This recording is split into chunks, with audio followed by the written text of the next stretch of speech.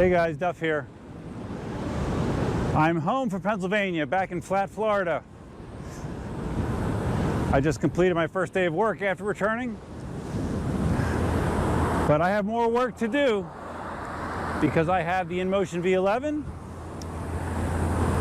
and we got to go to the swamp. Got to do it. All right, so I'm gonna do my best to get the things I want to do done with the constraints of working a traditional 40-hour-week job. I've used up the majority of my vacations, so need to try to get this done during the week here if I can and get the wheel shipped off to its next destination as soon as I can. I've never ridden the swamp this time of day. I think it's always been, you know, early morning typically and early afternoon at the latest. You know, right now it's a little after 6 p.m. so kind of curious how much different it'll be this time of day, if at all. I don't know. I would assume I wouldn't be seeing gators at this time of day, but I'm not really sure. We'll find out together. So for this ride, when I was up in Pennsylvania, well, let me backtrack. When Mickey had the wheel, he said he was riding at a pressure of 80 psi on both sides, obviously, and I left it at that. After I did the first cornfield run, I checked the pressure, and the one side was still at 80, the other side was closer to like 50, between 50 and 60. So I got the pump out, which I do have in my backpack if I want to adjust the pressure on the way, and I pumped both sides up to 100 psi. Thought process being I weigh more than Mickey, and also some people observed that it seemed like the V11 was sitting lower just with my normal weight on there without any bouncing going on. So yeah, I'm trying to higher PSI, see how it feels. I had the pump width, I can change it if necessary while I'm on the ride to see if it results in anything different. We shall see. I can tell you for sure that, you know, at least the normal stance on the V11 seems to be lower than the S18, you know, the unweighted stance, because this wheel actually fits on one of my normal stands without any modifications. So it definitely sits lower. I would like to get the ruler out and get some measurements as far as what its unweighted height is versus what the height of the pedals is when I'm standing on it. This isn't the smartest thing for me to be doing right now physically. My left knee still hurts, yes, believe it or not. I think I'm on the third week, maybe, something like that. At this point, I'm pretty sure that I probably, did some meniscus damage in there unknowingly, because it continues to hurt. It's not as swollen as it was, but it's still not right. And just standing here right now, it's uncomfortable. And I expect that being bounced around on the swamp isn't going to make it any more so. So I'm just going to take one for the team. I took my 2 Advil prior to leaving, so hopefully that's enough. So I've been getting lots of questions, and of course the biggest question is, the overarching question that everybody wants to know is, all right, so which wheel's better, Duff, the S18 or the V11? Well, that's a loaded question. It really depends, but the Cliff Notes version that I will give you right now, and I will expand on this greatly before I'm done in the video series, but in a nutshell, I would say if having the most advanced and flexible suspension is the #1 priority for you, you want the S18. That's very, very clear to me. However, if the more traditional things that are seen as features of EUCs, such as range, power, and visuals, of course, are subjective, but range and power, if those are most important to you, I think the V11 checks those boxes more so than the S18. So that's my quick thoughts on the comparison. Okay, once again on the, whoa, what was that? Oh, that was a bug hitting my hand. I thought something fell off the camera. Once again, we're on the limestone road leading up to, there's some washout, okay. Didn't feel that washout very much, or washboard I should say. Okay, there's a little bump. Yeah, I really need to do some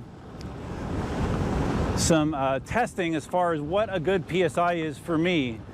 Again, like the S18, it's going to depend on conditions, you know, what you're riding and rider weight and all that kind of stuff. But hopefully there's like a, you know, a medium range that gives you good performance in most conditions, and I'm sure there is. The good news to me is the V11 is pretty simple. It's you set your pressure and that's it. The S18, we thought it was going to be one way. We thought it was going to be significantly more complicated with a positive and negative chamber pressure, as well as a rebound knob that controls the amount of rebound you get from the shock, which is how quickly the shock recovers. However, KingSong announced that they're going to a simpler design for the production wheel, which I thought was an odd choice. I mean, in the big picture, it might be a good choice because it's going to simplify suspension setting on the wheel. However, it's weird that they sent out a production or a pre-production wheel with a different shock than what production is going to have. So everyone's been doing videos, you know, talking about, you know, setting the shock up as is. Evidently, all that stuff's going to be invalid. So yeah, not a great marketing move by KingSong. But you know, I still think even with a different shock, it's going to be a better suspension wheel, and you have the option to change that shock to something even better. So that really gives it a leg up over the V11, because the V11, what you got is what you got. I can already tell you right now that I think the higher PSI is a little bit better for me. Maybe just because of my weight, I don't know. Because I do think in certain situations I was, you know, hitting the bottom of the suspension. And I think having a little bit more pressure in there might suit me better, at least in this environment. We'll find out. I don't know. You're learning with me, guys.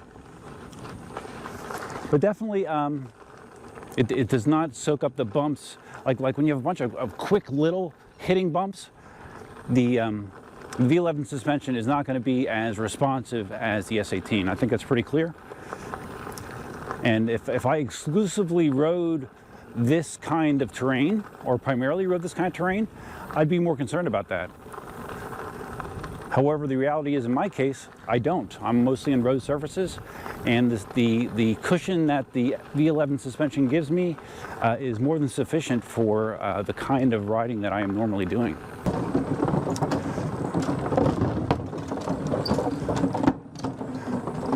I had some people ask me about the riding height on the V11, because some people have complained about on the V8 or the S18 that they felt that the riding position was abnormally high, and that high riding position affected their stability at higher speeds. Now, I did not notice that. I mean, you do feel like you're riding higher on the S18, but I did not notice a penalty when riding at higher speeds. That being said, if they did not check the air pressure on the tire and had it pumped up at 40 psi or more, I bet that they had issues because of that. When I had the S18, I was riding at like 32 psi. So with speed, it always does me better to keep the psi lower. But that's just my preference. When I did the Dunkin' Donuts ride on the S18, I was doing a pretty steady 25 miles an hour, and never felt unstable or unsafe. All right, we are down on the path. Let's see how the S18 feels. Let's hit a few. Okay, not bad.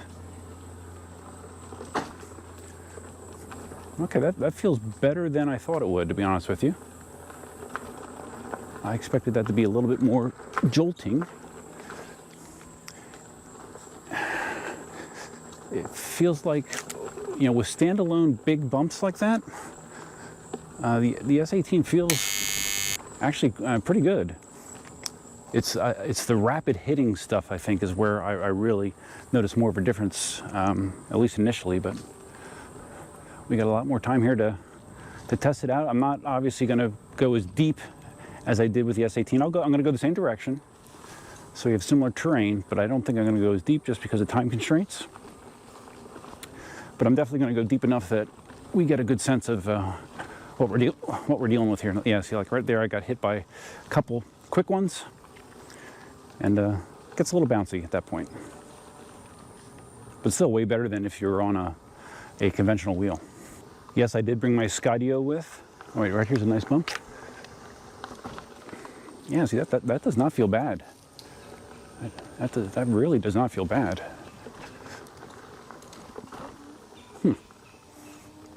Yeah, I'm hitting these cypress knees head on.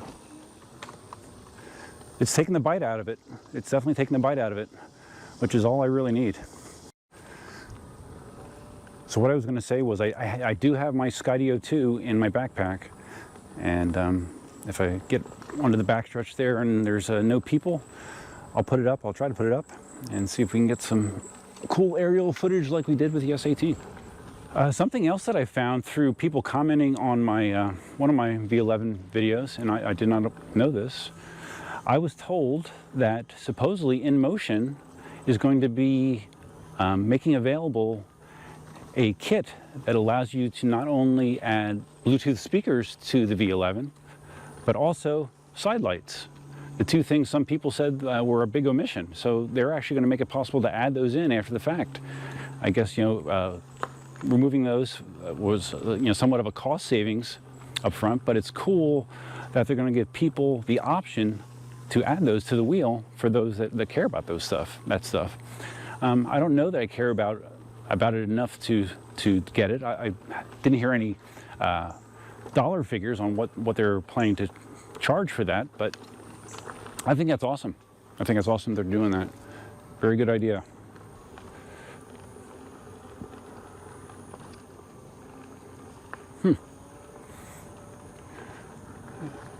I have to be honest, guys, I'm surprised. I'm surprised that this feels as comfortable as it does for the most part. I'm looking for a nice sized cypress knee to hit. Got some small ones right here.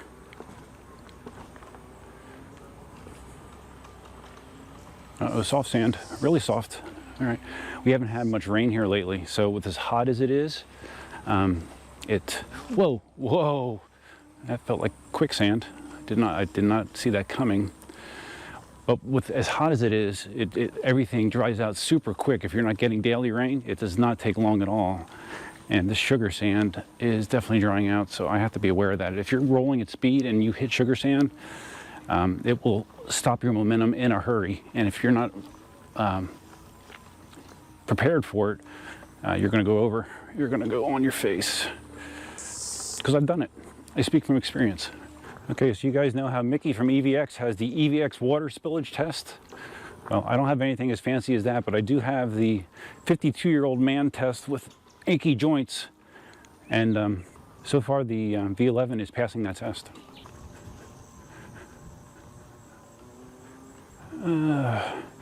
Every time I see a few good size cypress knees, start the camera, and then I don't run into any for a little bit. But no worries, there is no shortage of cypress knees in the swamp. Yeah, this little quick hitting stuff, there's a clear difference between the V11 and S18, clear. Definitely feel it more on the V11.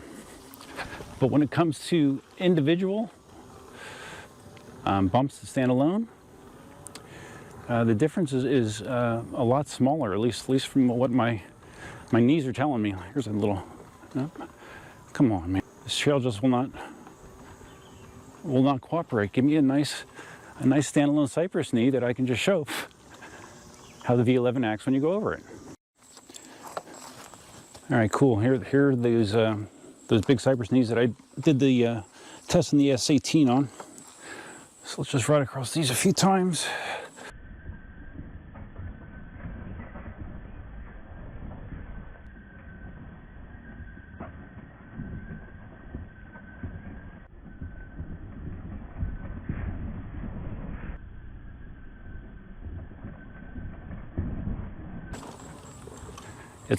It's a bouncier ride for sure. For sure.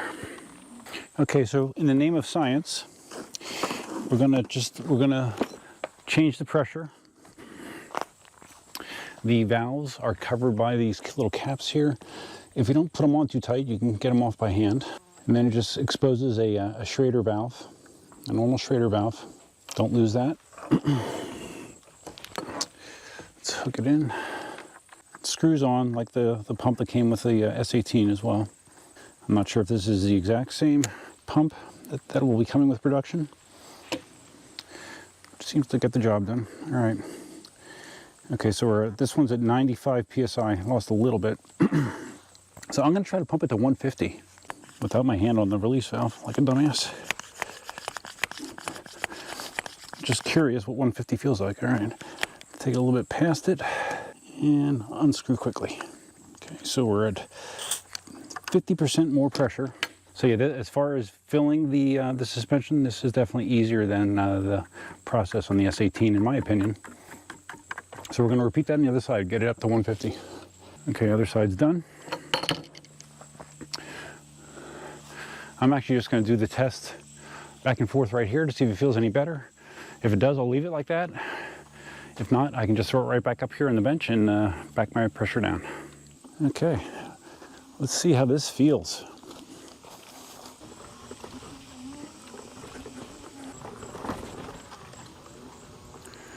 Still getting a feel for it, guys. One more time just to make sure.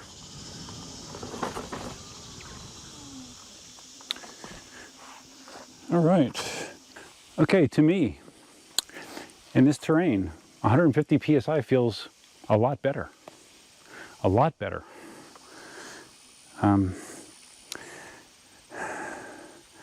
Weird. Well, and I guess it makes sense, right? Because even though there is no dampening on this configuration for the shocks, the more pressure you have, the quicker it's going to recover. And I definitely am feeling a difference there. So cool. 150 PSI it is. And we'll just give you guys a side profile as I go across here. We'll slow it down and see how that, I didn't hit it very well. That's very interesting.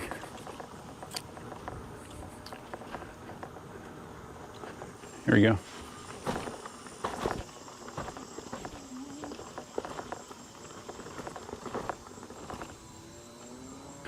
Okay, I don't know what to tell you.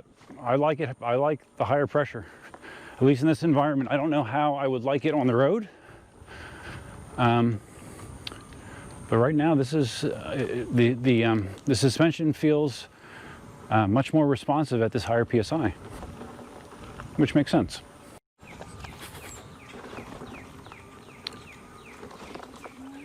I'm actually trying to hit some things.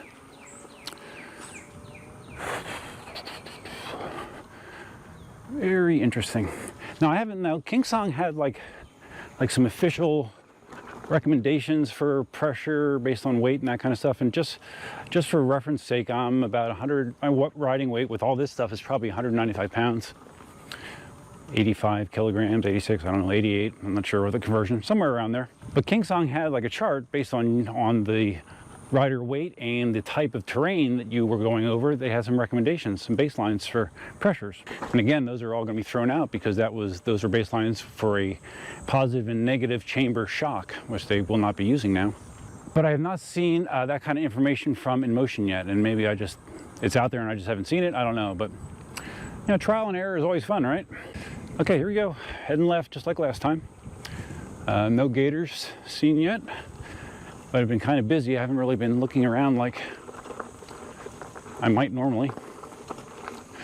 See some buzzards flying around. Won't be going super deep, like I said, but I already kind of think I have the answers that I need, to be honest. Oh, whoa, I thought, I looked down and for a brief second I thought a cypress knee was actually a rattlesnake. Just the colorings kind of look that way. But it wasn't, and I'm glad. Some solid cypress knee action here.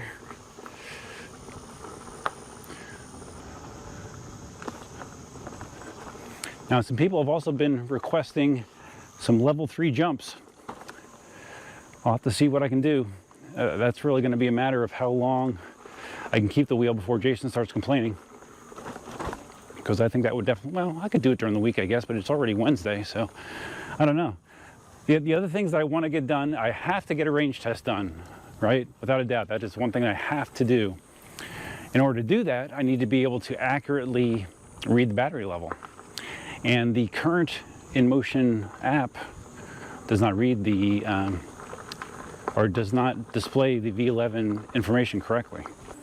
So Mickey sent me a version, an Android version of the app that supposedly connects to the V11. So I have to see if I can install that on my other phone and get it to connect, because I can't do a range test without accurate battery numbers, obviously. So definitely want to get that done. Definitely would like to do a Dunkin' Donuts ride. You know, that's a ride that I do at a higher speed. With the range test, I'll be trying to do that at a more steady speed, the same parameters as I did with the S18, to try to give some accurate comparisons. And yeah, I think that will cover the bases as far as what I plan to do with the V11. Since I am getting the swamp ride done now. Just like the S18, the big tire on the V11 serves it well in an environment like this. Feels stable, feels strong. I mean, obviously, based on how it did on Cornfield Hill, this motor has guts. And as I've mentioned, and several people in comments have mentioned, this motor actually is going to be replaced in production by a slightly more powerful 2200 watt version. This is a custom built motor by Inmotion. I think the extra time and expense I put into doing this paid off, because it feels great. It really does. You know, for conventional EEC use, really strong. I doubt that you'll be able to see him at all, but there's the head of a little gator right there. Hi, buddy. It's going to be soon bedtime for you. Yep, he's a little guy. So what did you guys think of the footage that I shot up in Pennsylvania? Big ones. Here we go. Not bad. I was kind of gimped. You know, all I had was a not so powerful laptop. I didn't have my normal editing software. I didn't have easy access to high-speed internet at my dad's. My dad actually has DSL service, which has, you know, crappy download speed and really abysmal upload speed. Oh wow, look at this, wait. This is like knee central. Nice. So yeah, his internet connection sucked. So since I didn't have 20 hours to upload each video, I wound up using my phone as a hotspot to upload video. And you know, some of these files are big. You know, one was like 9 gig, 5 gig, 6 gig. Well, I ran out my cellular data for the month, my high-speed cellular data. And what AT&T does then is they throttle you back. So then I was bumped back to shitty 128K service until my month renews. So yeah, hope you guys appreciate the sacrifice. I'm stuck with shitty cellular data service on my phone until July 4th, July 7th, something like that. I'll live. But that's the reason that, like, some people might be curious, like, why are you only uploading to the Duff channel and not EUC Army? That's why. I could barely get it uploaded to one channel, not to mention two. I'm hearing like all these little chirpy noises, and it's from these guys. These are some sort of Chinese grasshoppers. I don't know if they're mating. They're crazy. They're invasive. They're not native. The official recommendation is to actually kill them when you see them. Of course, I don't do that, but there's more here in the swamp than I expected. Actually, I've never seen them here before. I've seen them in our house before, but I haven't seen them here. There are dozens of them around me right now.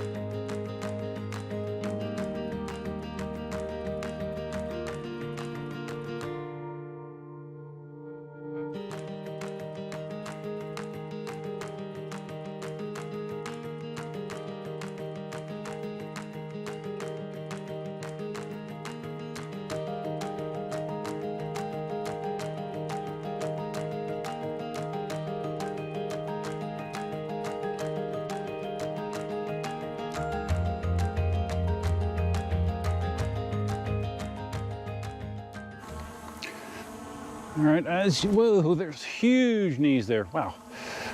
As you can see, I have the Skydio behind me.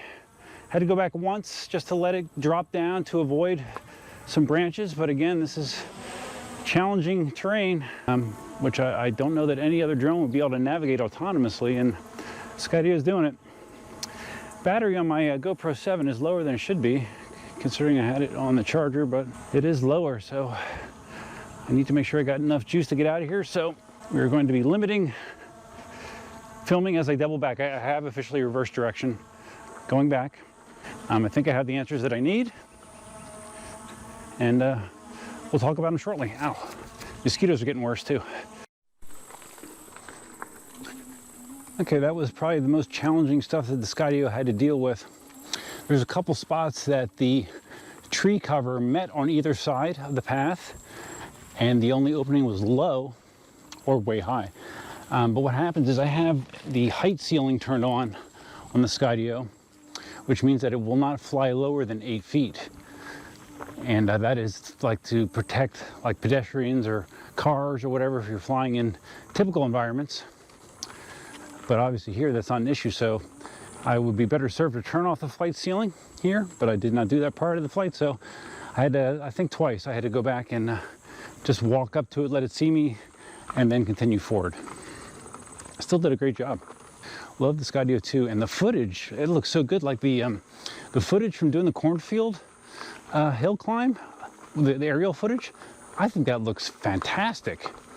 And that's untouched footage. I didn't do a thing to it. Not that I know how to do much to it, but I thought that footage looked really, really good. Love the Skydio.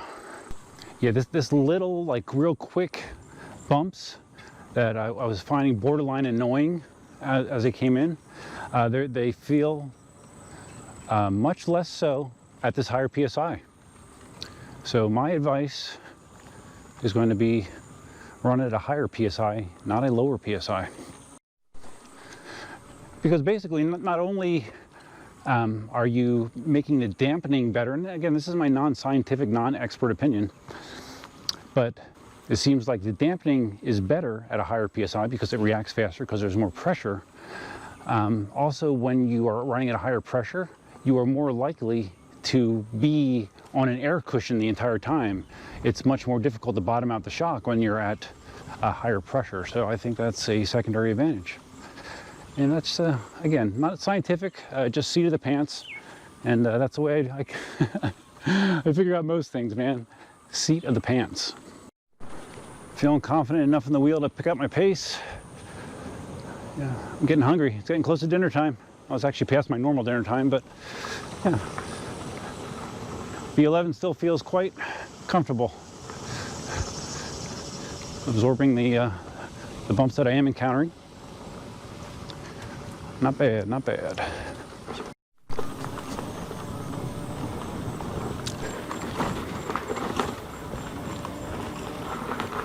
So much better at this PSI.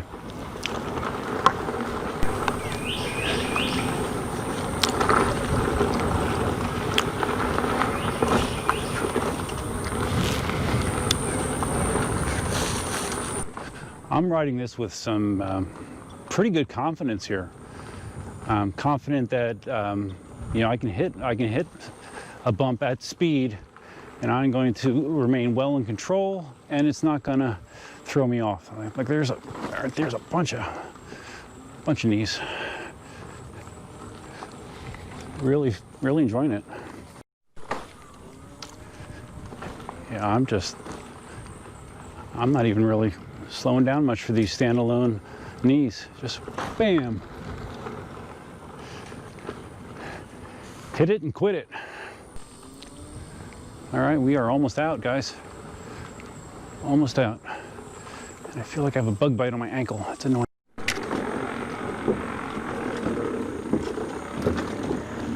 Let's get the heck home.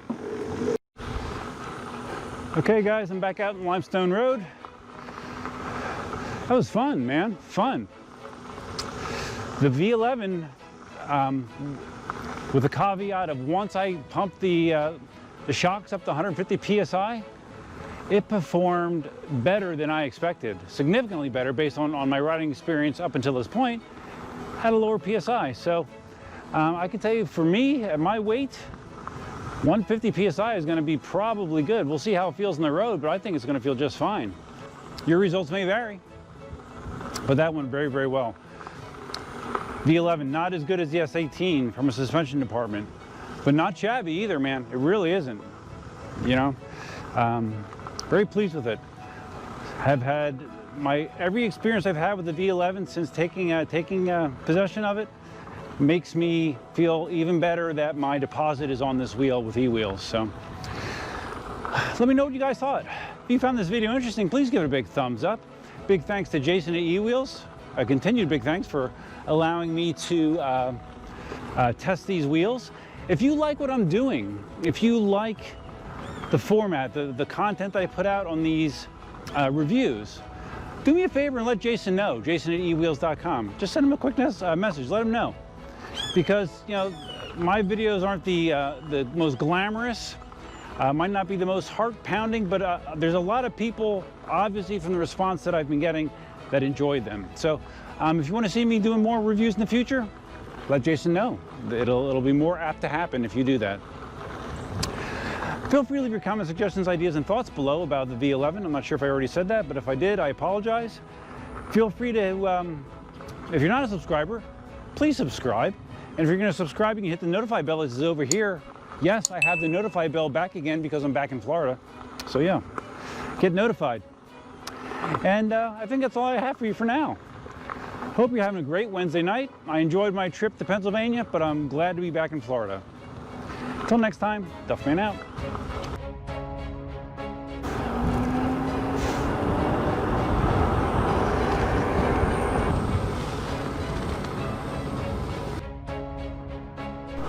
Don't let me forget to test the seats. I forget things, I'm old.